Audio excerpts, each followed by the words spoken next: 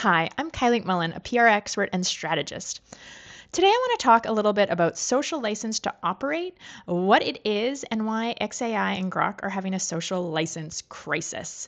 Social license to operate is the public's acceptance of an organization based on its legitimacy, credibility, and trust.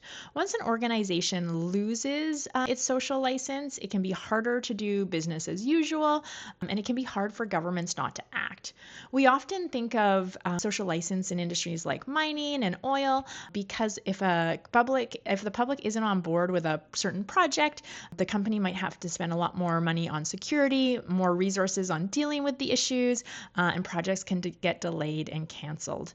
So what's happening with xAI and Grok is there's been kind of this scandal brewing of Grok being used to create and share images on X of women and children being undressed without their consent. Obviously, a very serious issue that should demand immediate action from the company. But instead, the company has been seen to be kind of responding half-heartedly and with weak statements. And Elon Musk has even been accused of making light of the situation with some of his posts. And, this is a situation that's very serious and very unfunny. The company also, when they put out a public apology, instead of attributing it to someone, it was put out by Grok, which feels like a little bit of a cop-out. And they also appeared to be blaming their users more than taking real accountability and action. I honestly think this story would have got a lot more coverage if it wasn't for a very heavy news cycle right now.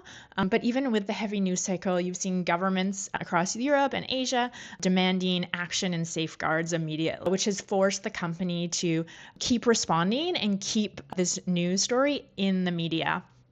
The company has finally said that it will prevent Grok from editing images in this manner on X, but there's already reporting that you can still edit the images like this in a sexualized manner on the Grok standalone app. And so, by not acting quickly and decisively and seriously, the company has really weakened its social license, which can take a long time to rebuild.